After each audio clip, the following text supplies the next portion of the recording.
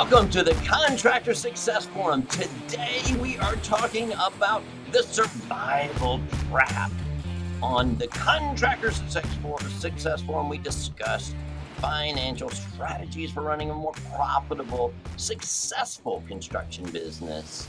Check out our show notes for more information on the survival trap. Today we have with us Stephen Brown with McDaniel Whitley Bonding, an insurance agency with over 30 years of experience underwriting and placing bonds for you as contractors.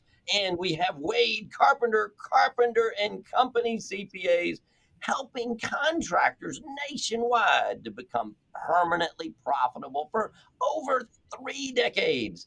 And Rob Williams, your profit strategist, that's me, Irongate Entrepreneurial Support Systems, helping you drive profits in your businesses with decades of vertical integration as a contractor, manufacturer, aviator, and financial strategist in the construction industry. So, survival trap, Wade and Stephen, what is this survival trap? Who wants to talk about it? Maybe, Rob, it's when you buy an airplane and you don't have any more cash to run your jobs. That's one of them. Wade, do you want to start in on the survival trap? You want me to talk Well, about it? maybe Stephen's hitting a little too close to home there, right? Yeah, very close to home there. Well, the survival We trap gotta get is, to our jobs, man. We gotta get there fast. yeah. The survival trap is actually something that Mike McCall was taught about in Profit First, as well as one of his newer books, Fix This Next. I think we all pretty much have different definitions of that. How do you get out of it? A lot of people just start a business on a shoestring budget and they end up taking things they shouldn't, and it becomes a cycle, and they never get out of the cycle. They never think about how to get out of the cycle. I know Rob is actually a Fix This Next certified advisor as well. So, Rob, you want to jump in a little bit on Yeah, this one? so when you get there, you've got this point A. Since this is audio, most people won't be watching this. We'll do visual dramatic descriptions here. So we have you're in this your point, and you need to do something. You've got to survive. You're in a situation to survive. What are you going to do? You're going to do something. So you do something, and in that point you go and you arrive at a new point. Now, if your goal is B, what you did in desperation to maybe try to get more money or something is you did something, but it got you further from your goal. Maybe you took a job for some quick cash flow, but it's a lower margin, or you had to buy some equipment for something, then pay those notes over the next thing. You did something to get out of this point to survive, but did that get you closer to the goal of where you need to be? Or did this put you more and more into a hole? That's what usually happens when we have to survive. We as contractors, we do something, and it's usually get more jobs, get more something, get more equipment, get a new type of skill or something that we can do, even though there may not be a good business behind there. And eventually it brings you further and further down instead of getting there. So, in talking about that, how do you know what you should be doing? And what we talk about is, what is that vital need? What is that next step? So, that vital need that should be getting you out of this point and getting you closer to your goal on the next point rather than getting further and further away from your goal. We have a business hierarchy of needs, a pyramid. And so what you have to do, it's just like in construction. That's really one of the things I like about this. And if you're if you're listening, you can't see this, but on the bottom, actually, maybe I won't even put this up here and I'll describe it better. The bottom, your foundation of your pyramid is your sales. So you have to have a certain amount of sales first. And then once you get over the hump of having enough business to, at least if your business was profitable and the right things would happen, then you've got that core need of sales. It's just like the Maslow's pyramid where they talk about the different stages of needs. So this is your business stages of needs. So your sales, but that sales is not always the answer. So once you get that significant amount of sales, the next is you got to make a profit at it. So that's the next layer of your building blocks on this. And then after you get that profit, you get the margins in there, well then you're in chaos maybe, and you may need to organize all your people. We call that order. And when you get that order, that's your organization. How do you deal with your people, the meetings, the communications, all those different things. And you step up, and then you get your impact and then your legacy. Those are the top two pyramids. But your business is a cycle. Just because you've gotten to order or you've gotten to your profit, it doesn't mean you don't need to drop back down to sales. But the important thing is to identify which level of the pyramid, which of the lowest levels of the pyramid you need to fulfill to get the other things. People tend to go back to sales, and yes, that is at the bottom, but maybe they've already got enough sales. So if they had the proper profit margins on there, they'd be making more money. Or as Wade does a great job of talking about, maybe it's cash flow, not really even profit. It's the money. But you identify that vital need that's going to get you closer to the next step of your goal, not just get you out of.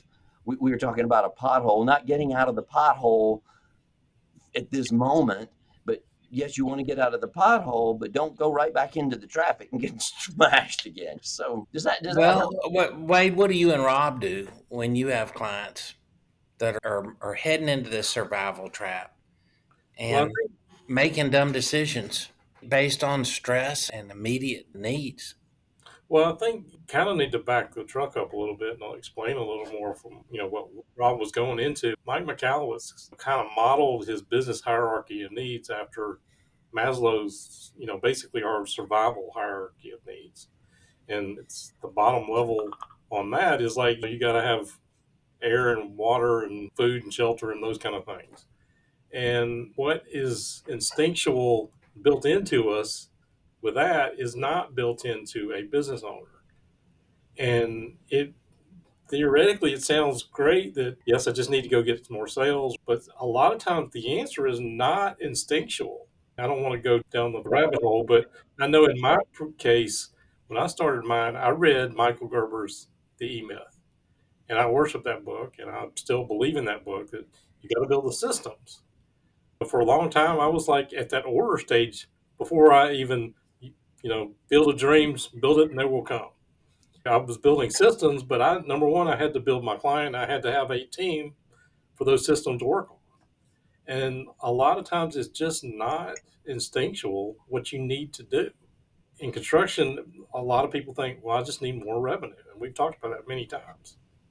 Yeah, no, that's great because that was the next topic, a point that I should have said earlier. It is the instinct. You asked, what do we do about it? We actually have a survey. I have an online survey that people can take, a questionnaire. It's very simple, just ask 25 questions that define what is the lowest part that they need to get fixed first. But what's actually happened with that is people cannot, their instincts on their own business, they need a third party to help them look at this, because for a year or two now we've had that survey out. But what Mike has found, McAllowitz and us in the group, is that people don't, they're not able to identify the correct answers without a third party. Mike talks about when you're walking down an alley and you get this weird feeling that maybe something's about to happen, you turn around and go the other direction. In life, your instincts are pretty good, your survival instincts. In business, those survival instincts don't work. Running your business on your intuition, what we found is they're not typically the right answers. So you have a third party person to walk you through this 25 questionnaire and discuss these. We can help identify what that lowest vital need is, and then we have a method for helping you get out of that situation. How do you identify it, and what are your key points that you need to focus on to get out of that?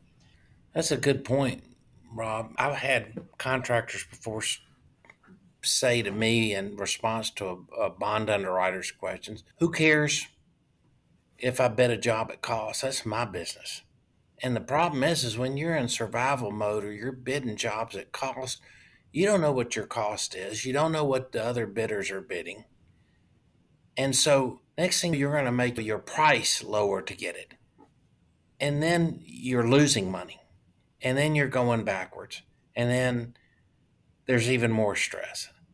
And there's a way to work around it. Sometimes you just need an extra person to bounce things off of. And I like this idea that the survival trap is something that can be avoided before it happens, and that there's something that you can do when you're in a moment of crisis running your construction company. Yeah. One thing, I had tried to build a computer program when I first got Fix This Next that was question and answer, until we realized it's not very useful. People just can't do it on their own because they can't identify it. But that very first step in the pyramid is the lifestyle congruence over there, and that's always the first step. And what lifestyle congruence means, it means, does the amount of sales that you have justify your lifestyle? If you can improve things, and there's actually a way to do that. So whatever the formula that you would be taking the money home out of, what we use in Profit First, let's say it's a small business, it might be 45% if you're doing most of the things yourself, or it might only be 30%. Whatever your money that you take home after taxes, if you know to survive in your lifestyle that you have to have, say,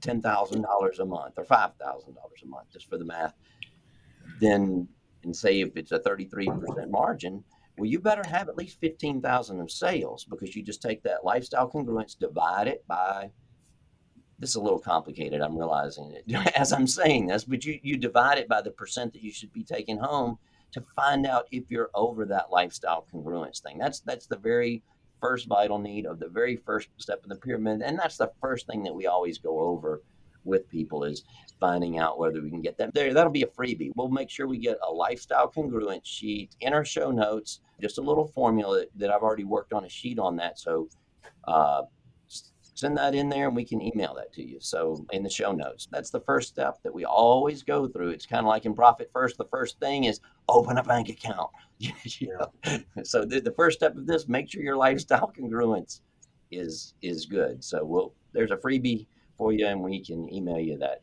sheet. Yeah, if I can, I'd like to go back to what Stephen was saying too. A lot of contractors will jump out in business. They get mad at their boss and they got their pickup truck and they go out on their own and they take something that they don't, it's a little lower price, but there's like, well, it's just me. I can do that.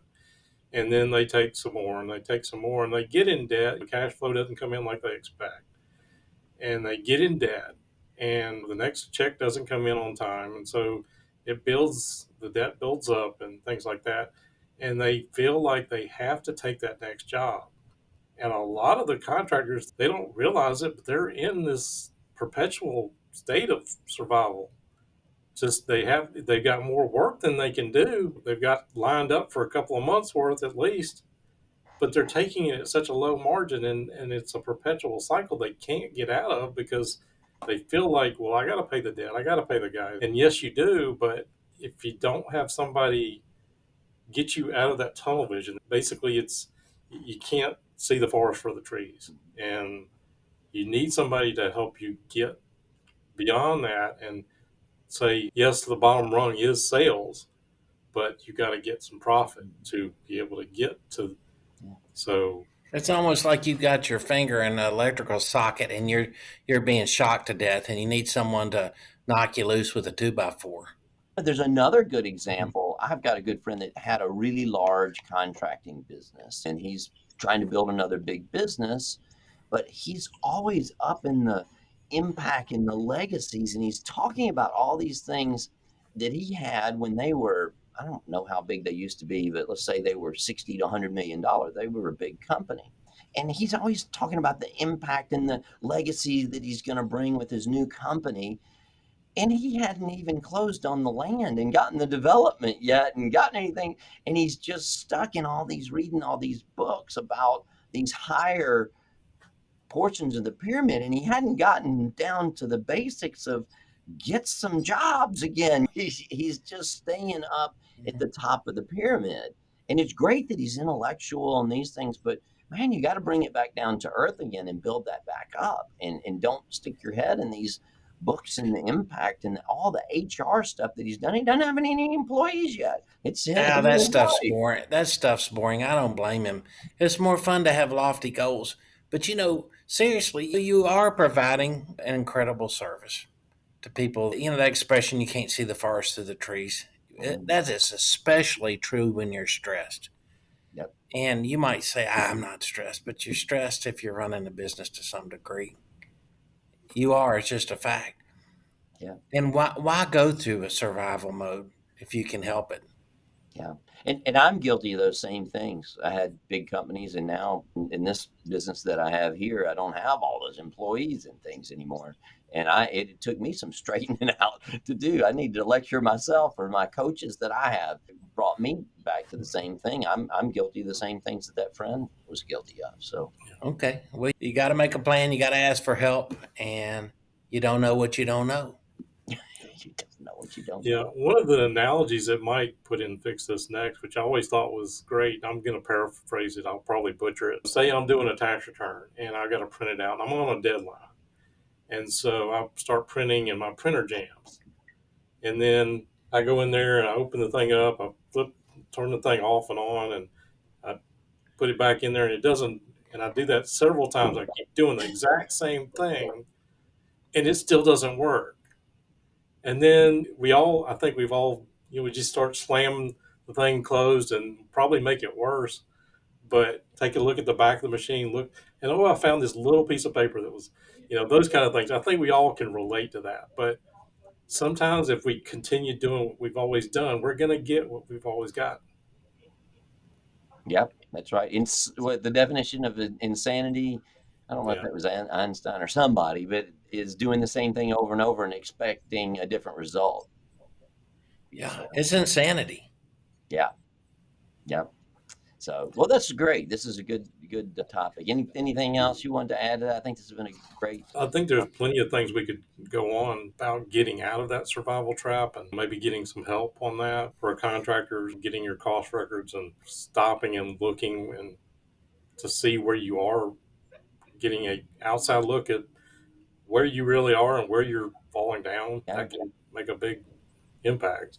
yeah. If you're interested, not to promote my webpage, but it's irongateess.com, just in case you can go there and get a free assessment on there. But it really you're still not getting a third party thing. So I don't really promote that like I used to, just taking the free assessment. But it gives you an idea of what it is. So you can go on there and get that free download. And we'll put some things and notes in the show notes. Well, I Thanks. wanted to remind our listeners that the reason that we have this podcast is to try to help with true life stories of situations where people stub their toes.